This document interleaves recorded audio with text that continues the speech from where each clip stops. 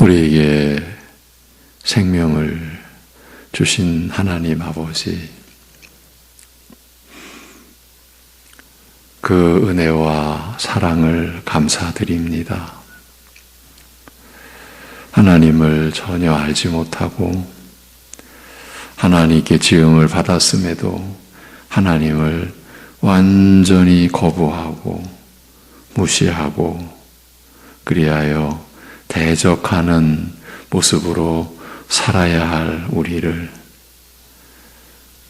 향하여 많은 생각을 가지시고 우리를 위하시며 우리를 돌봐주시며 우리를 사랑하여 주심을 감사합니다. 우리를 사랑하신 그 말씀을 한날을 시작하는 이 새벽 시간에 나누는 저희들에게 진리의 영께서 역사하셔서 우리의 무지를 일깨워 주시고 말씀의 진리에 나아가며 그 말씀의 은혜 안에서 우리의 심령이 새롭게 되는, 하나님을 향하여 새롭게 되는 역사가 일어나도록 허락하여 주옵소서. 예수님의 이름으로 기도합니다. 아멘. 로마서 6장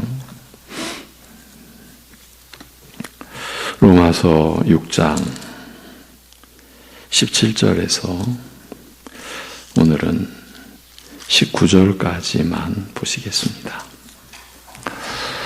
로마서 6장 17절에서 19절까지 3절 같이 보시겠습니다.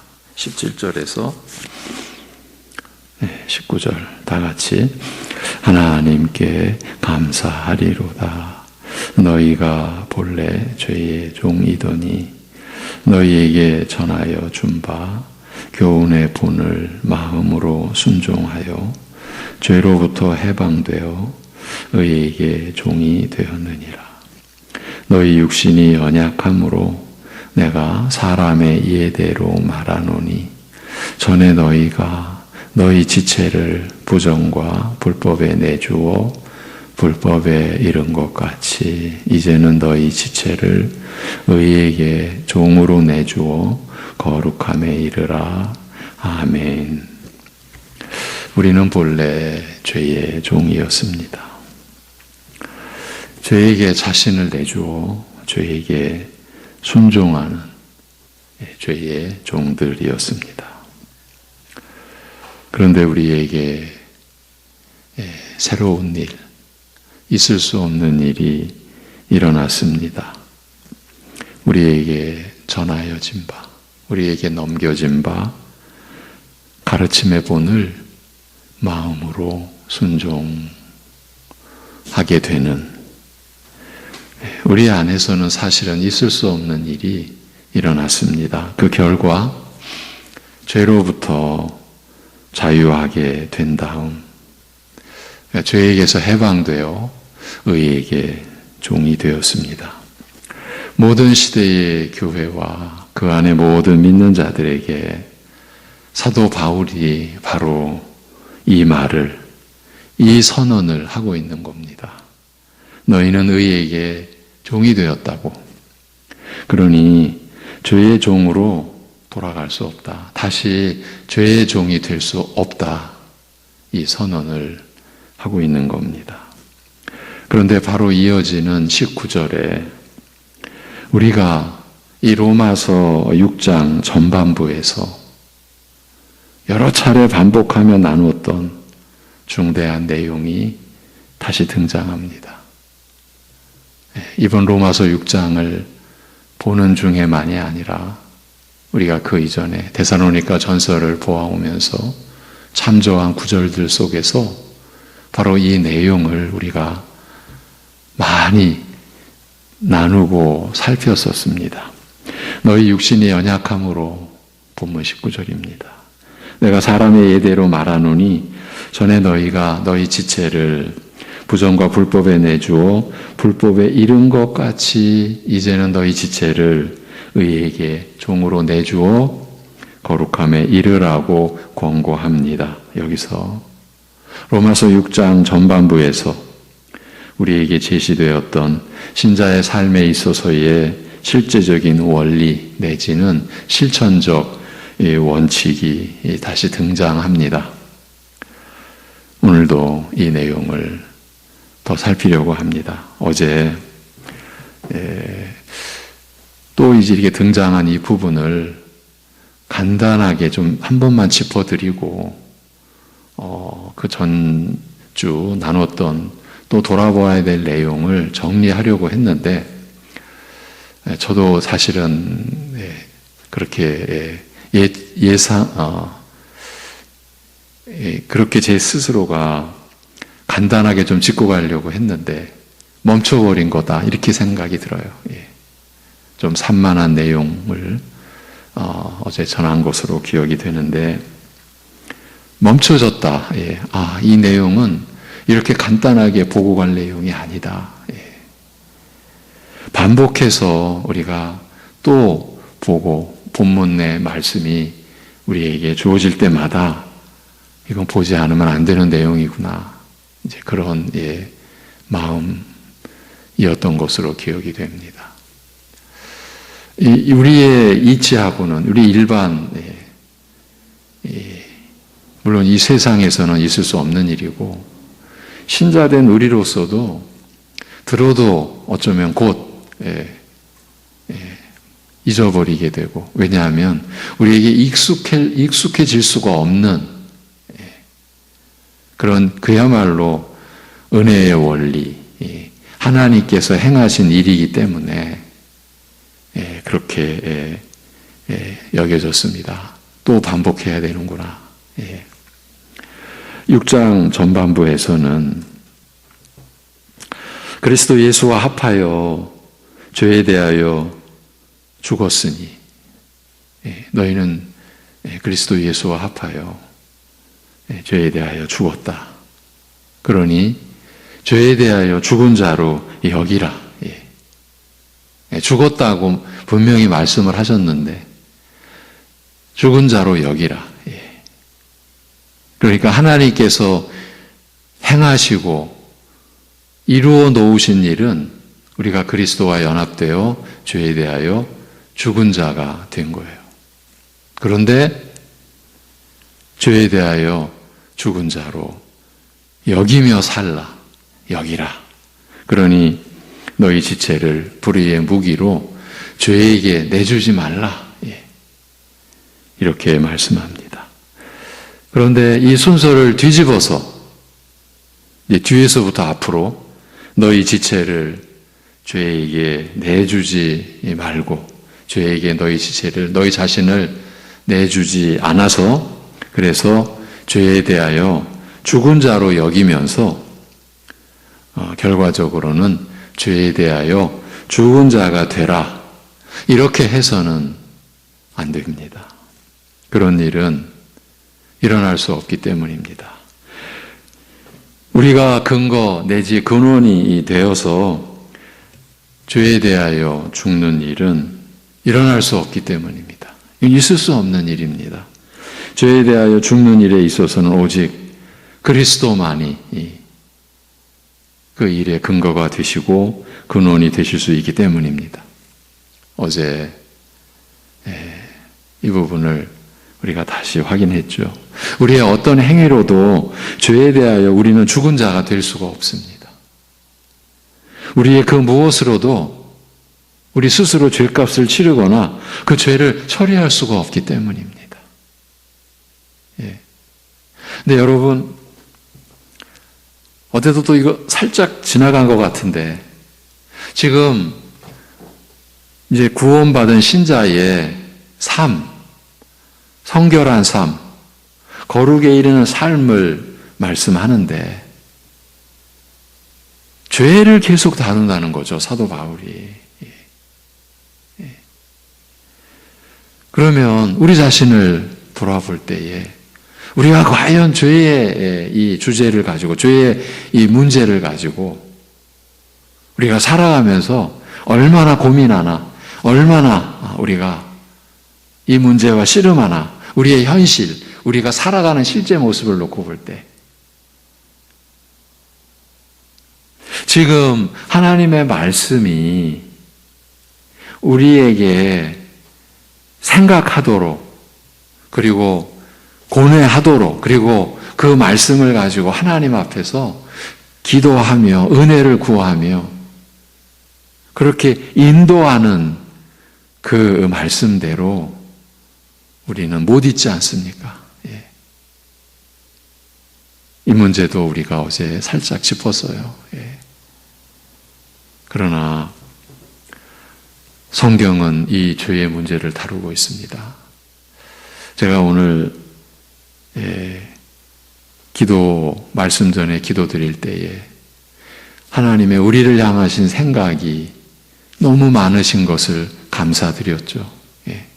우리는 감당할 수 없는, 우리는 상상조차 할 수 없는 우리를 향한 많고 깊은 생각. 예. 시편 기자도 그 내용으로 하나님을 찬송하고 감사한 그런 구절이 있죠. 예. 하나님께서 우리의 삶을 모르시겠습니까? 우리를 모르시겠습니까? 우리도 모르는 나를 다 아시는데, 예. 내가 나에게 속고, 나는 선을 행한다고 하지만, 내 속에서는 악이 지금 솟아나고 있고, 남을 위한다고 하지만, 가족을 위한다고 하지만, 결국 나를 위하고 있는, 그래서 나도 나 자신에게 속고 있는 그런 모습조차도 하나님은 다 아시는데,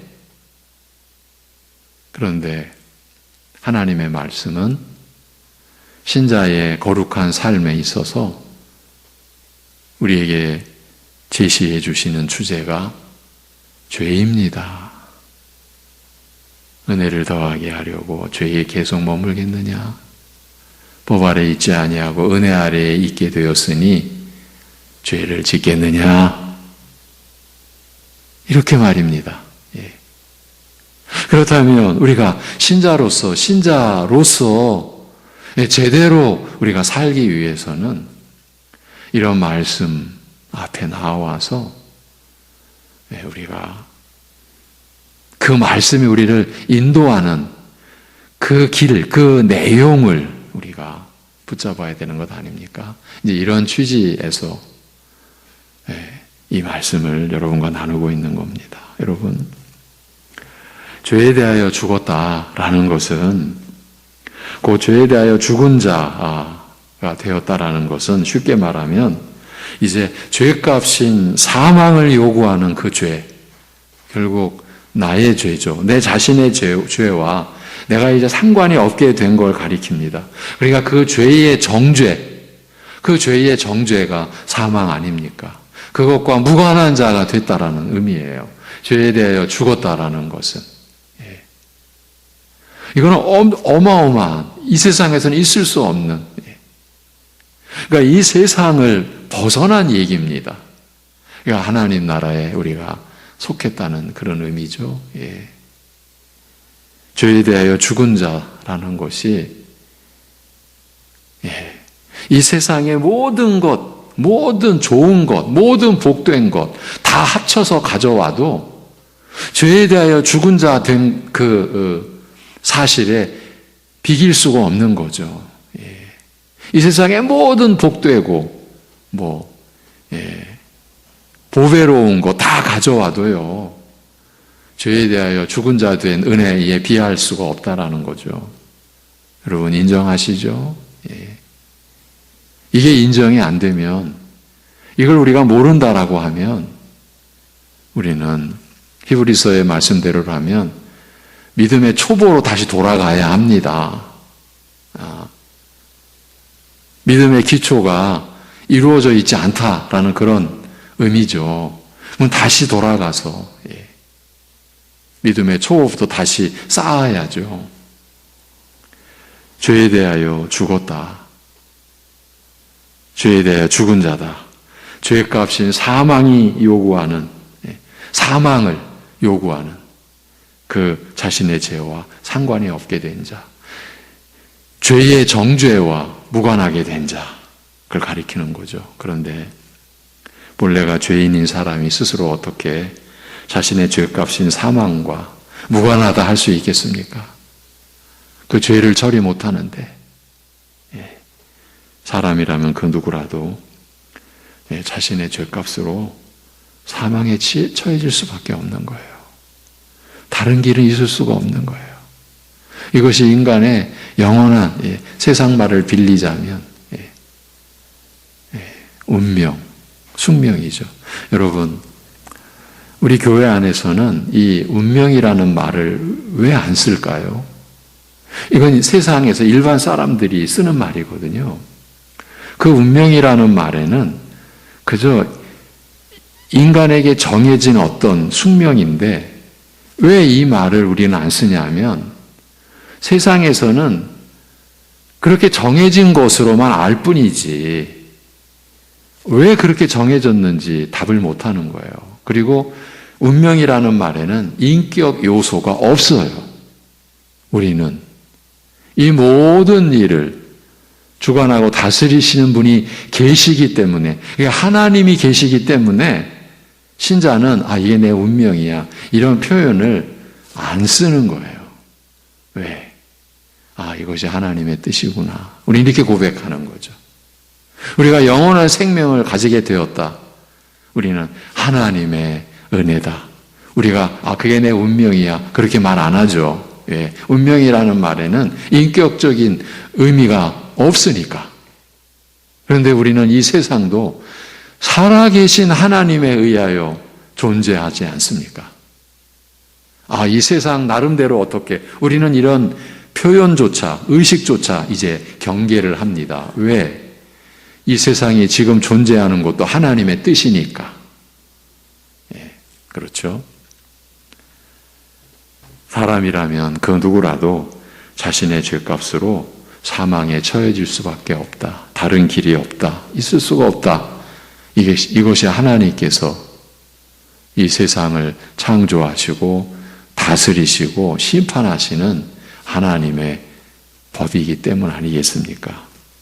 그래서 다시 이제 우리가 오늘 나누고자 하는 내용으로 돌아와서 이 말씀의 순서를 뒤집어서 너희 지체를 죄에게 내주지 말고 이제 죄에게 내주지 않는 우리의 행위가 이제 앞선 거죠.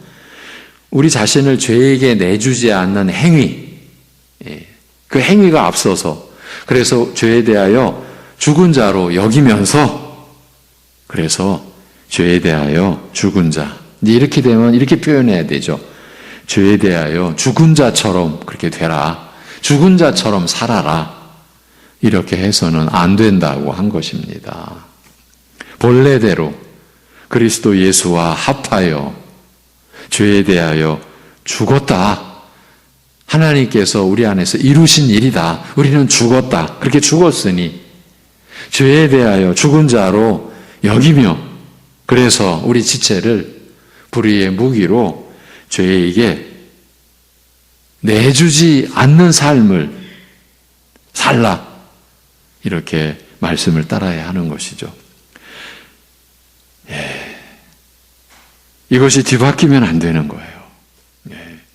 그래서 6장 후반부인 여기서도 너희가 의에게 종이 되었으니 종이 되었다. 의에게 죄로부터 해방되어 죄에게서 이제 자유하게 되어 의에게 종이 되었다. 그러니 너희 지체를 의에게 종으로 내주어 거룩함에 이르라. 이렇게 권고하는 거죠. 이 순서를 뒤집어서 너희 지체를 의에게 종으로 내주어 행위죠. 우리의 행위. 우리 자신을 의에게 종으로 내주는 행위. 그 행위를 가지고 살면서 의에게 종이 되어라. 의에게 종이 된 자처럼 살아라. 이렇게 해서는 안 된다는 거죠. 앞에서와 마찬가지로 그런 일은 일어날 수 없기 때문입니다. 우리 자신이나 우리의 행위가 근거나 근원이 되어서 의에게 종이 되는 일은 절대로 일어날 수 있는 일이 아니기 때문입니다. 하나님께서 우리를 구원하시고 구원 이후의 삶과 영원한 삶을 이렇게 하나님께서 이루신 것이에요. 이렇게 정하신 것이에요. 그런데 이러한 하나님의 경륜과 섭리를 성령 안에서 깨달은 바울 사도가 이렇게 되는 근거, 하나님께서 이 말씀도 좀 드리고 가야 될 것 같습니다. 이게 정말 근본 중의 근본이죠. 어떤 원칙이 있어서 하나님이 그 원칙을 따라간다라고 생각하시면 안 되죠. 어떤 원칙도 하나님이 정하신 것이에요. 어떤 원칙이, 법이 하나님 위에 있을 수가 없죠. 이것은 우리가 하나님에 대한 무지죠. 그리고 하나님에 대한 모독이죠. 예. 우리가 성경 말씀에서 어떤 원리, 원칙을 얘기할 때 그것을 하나님 우위에 놓으면 그것은 우리의 무지를 드러내는 것, 무지의 소치에 불과한 거죠. 이런 그 정리를 한번 또 하고 가면서, 그런데 지금 바울 사도는 이 신자의 삶의 이 원칙, 원리를 분명히 지금 진술해 가고 있지 않습니까? 그러면 지금 우리가 나누는 이런 내용의 근거가 되는 구절을 바울 사도가 어떻게 제시했겠습니까? 바로 그 구절이 이런 내용인 거예요. 그런즉 자랑할 때가 어디냐? 있을 수가 없느니라. 무슨 법으로냐? 행위로냐? 아니라 오직 믿음의 법으로니라. 그러므로 사람이 의롭다 하심을 얻는 것은 율법의 행위에 있지 않고 믿음으로 되는 줄 우리가 인정하노라. 로마서 3장 20절 28절이에요. 바로 이 구절, 우리가 지금 나누는 이 말씀의 이 질서, 말씀의 순서, 그것을 받쳐주는 근거가 되는 구절을 우리는 로마서 3장 27, 28절에서 찾을 수가 있는 겁니다. 사람이 의롭다 하심을 얻는 것, 사람이 하나님과의 관계를 회복하는 것, 우리가 죄인이 하나님 앞에서 의롭다 여김 받는 것은 하나님과의 이제 완전한 관계가, 에덴에서 아담과 하와가 누렸던 하나님과의 그 관계가 회복된 거죠. 사실은 하나님께서는 더 영광된 회복이라고까지 말씀해 주시죠. 아들을 희생시키셔서 이루신 우리 신자들과 하나님과의 온전한 관계입니다. 우리가 의롭다 하심을 얻는다라는 것은요, 하나님 앞에 완전히 받아들여졌다라는 거예요.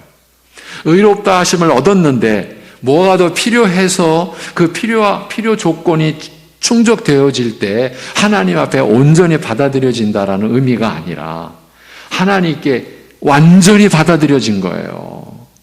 그것을 로마서 5장 앞부분에서는 하나님과 화평, 하나님과 우리가 화평을 누리고 있어요. 누리게 됐어요. 하나님과 화평을 누리기 위해서 의롭다 하심을 받은 뒤에, 믿음으로 말미암아 의롭다 하심을 받은 뒤에 또 다른 우리에게 요구하시는 바가 없어요. 이것은 어디까지 진행이 되느냐? 여러분이 하나님의 자녀가 되신 것에 있어서 이 믿음으로 의롭다함을 받은 것 외에 하나님이 뭘 더 요구하셔서 그래, 그 관문을 통과한 자라면 내가 자녀 삼아주지, 이런 법이 없는 거예요. 믿음으로 의롭다함을 얻었다라고 하는 이것이 오늘 서두에 제가 그냥 지어낸 말인데, 이 세상의 모든 복된 것, 모든 좋은 것, 사람들이 다 흠모하는 것, 다 갖다 가져와도 믿음으로 의롭다함을 얻은 이 은혜에 견줄 게 없는 거예요. 견줄 게. 왜? 믿음으로 의롭다함을 얻은 게 하나님과의 완전한 관계 회복이니까. 어디까지 회복됩니까? 피조물이라고 하는 위상에서 하나님, 우리 아버지의 자녀가 되는 그런 신분, 그것도 잠시 빌려주시는 신분이 아니라 영원히 결정된 신분으로 우리가 하나님 앞에 받아들여졌다라는 거예요. 이 믿음으로 의롭다 하심을 얻는 것이 우리에게서 원인이 되겠습니까? 원인이 있을 수 있겠습니까? 그래서 율법의 행위에 있지 아니하고 하나님의 법인 율법을 지키려고 하는 어떤 행위로도 믿음으로 의롭다함을 얻는 그 수준에 이를 수가 없는 거예요. 그래서 믿음으로 되는 줄 우리가 인정하노라. 이렇게 3장에서 이 부분을 정리해 놓고 그 뒤에 이어지는 로마서 4장, 5장 무슨 법으로냐? 행위로냐? 아니라 오직 믿음의 법으로니라는 이 말씀을 구체적으로 이제 설명을 하는 거예요. 누구를 들어서? 아브라함을 들어서, 그리고 다윗을 들어서, 구약의 대표적인 인물 아브라함과 다윗을 들어서 이들이 하나님 앞에 행위로 인정받았냐? 없다. 일체 없다. 아브라함도 오직 믿음으로 하나님 앞에 의롭다 여김 받았다. 다윗도 그렇게 설명해 주고, 그리고 6장에서부터 그 믿음의 법으로 이루어지는 우리 믿는 자들의 성결한 삶, 곧 거룩함에 이르는 열매를 맺는 삶을 설명하는 것입니다. 그러니까 이 로마서 6장에서 주어진 이 말씀의 순서를 뒤집으면 행위의 법을 쫓게 되는 것이에요. 너희 지체를 죄에게 내주지 말고 그 내주지 않는 행위가 앞서서, 그래서 그 정도 되면 이제 죄에 대하여는 죽은 자로 여기고, 그래서 죄에 대하여 죽은 자가 되라. 우리식으로 말하면 죄에 대하여 죽은 자처럼 살라.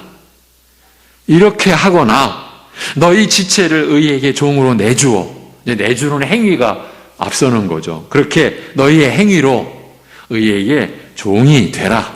의에게 종이 된 것처럼 살라. 이렇게 해서는 안 되는 이유가, 그렇게 되면 믿음의 법으로가 아니라 행위의 법이 되기 때문인 거예요.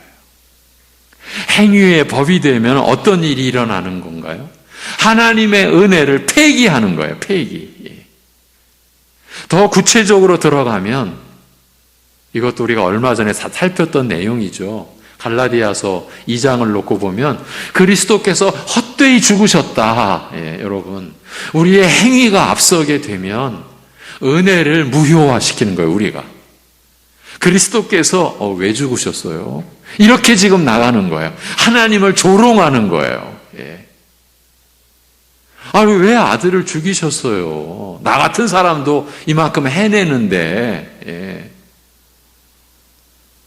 이렇게 된다는 말입니다. 우리가 이런 모습을 얼마나 많이 가지고 왔겠어요. 내가 이렇게 하니까 하나님 복 주셔야죠. 우리 안에 이런 심사가 얼마나 많았습니까? 그리고 이런 소리가 얼마나 많이 우리 주변을 울렸습니까? 그 얘기가 다 뭡니까?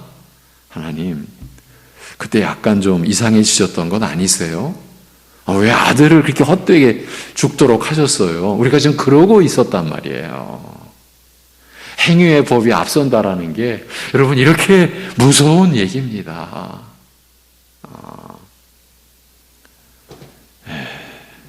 사람이 의롭다 하심을 얻는 것이 믿음에 있지 않고 율법의 행위로 된다고 주장하는 것이 된다는 말이에요. 우리의 행위가 앞서면, 우리의 뭔가가 근거가 되면요. 이 행위의 법, 이 행위의 방식이 우리의 신앙 내용 전반에 걸쳐 침투에 들어와 있다. 이렇게 우리는 봐야 됩니다. 행위의 방식이 우리에게 쉽고 익숙하지 않습니까? 열심히 섬기면 복 받는다. 이것이 행위의 법, 행위의 방식입니다. 이건 누구나 다 아는 것 아닙니까? 그러면 믿음의 법으로는 복 받았기에 열심히 섬긴다.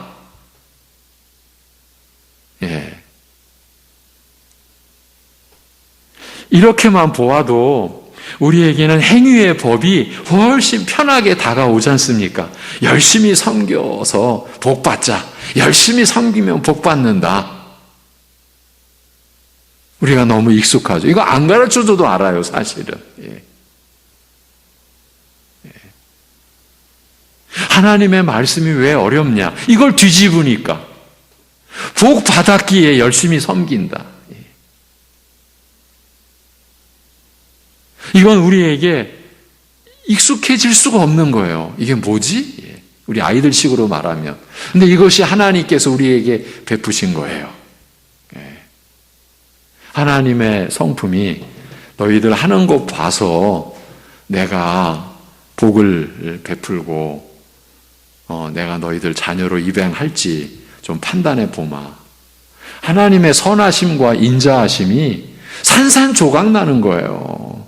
근데 우리는 우리의 신앙의 내용과 신앙의 행위가 하나님의 선하심을 산산조각 내는 그런 형태로 우리가 얼마나 많이 살아왔습니까? 이건 제 자신의 얘기이기도 하고요.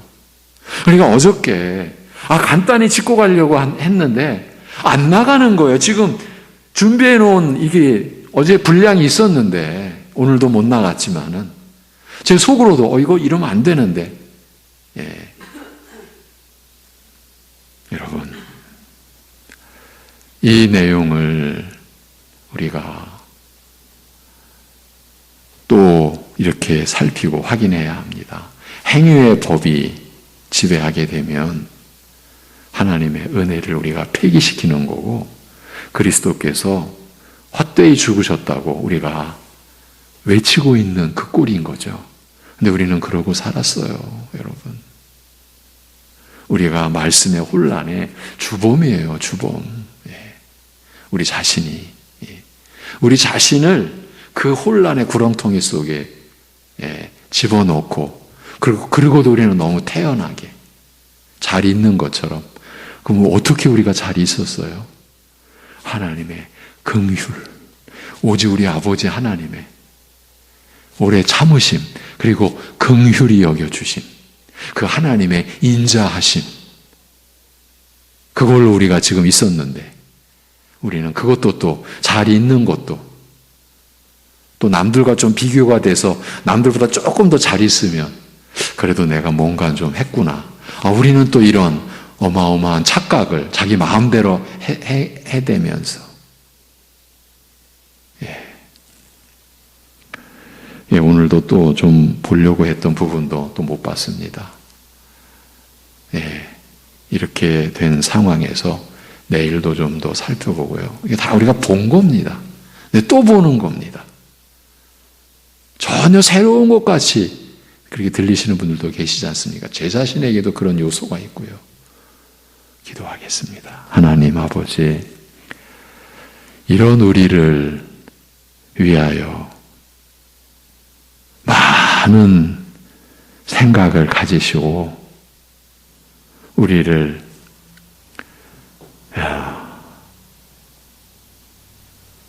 우리의 그 죄악의 동기까지도 불법의 그 내밀한 것까지도 다 아시면서도 우리를 오래 참아주시고 긍휼히 여겨주시고 그 생명의 말씀, 이 세상 모든 것을 다 합쳐도 그 가치가 비교가 안 되는 이 보배로운 생명의 말씀을 우리에게 값없이 또 내어주셔서 그것도 하나님의 영, 그리스도의 영이신 성령께서 우리 안에 내주에 계시도록 하시고 성령께서 그 말씀에 우리가 다가오도록 은혜 주셔서 감사합니다. 깨닫도록 하여 주옵시고 말씀에 붙들리게 하여 주시옵소서. 말씀을 벗어나면서 벌써 내가 주가 되고 내가 나를 의지하고 내가 나의 명철과 지혜를 의지해버리는 그런 불법에 벌써 들어가는 우리를 이렇게 죄가 아예 그냥 익숙해지고 습관화되고 어디서부터 손을 대야 할지도 알 수 없는 그런 우리를 여전히 사랑하시고 불쌍히 여겨주셔서 감사합니다. 아버지 하나님, 말씀의 회복이, 말씀의 진리와 은혜의 우리가 들어가는 역사가 일어나게 인도하시고, 오늘도 우리가 하루를 사는 것이 이 말씀에 가까이 나아가는 하루 되게 하여 주옵소서. 어려운 상황에 있는 우리 지체, 이웃 나라 긍휼히 여겨 주시옵소서. 예수 그리스도의 이름으로 기도하옵나이다. 아멘.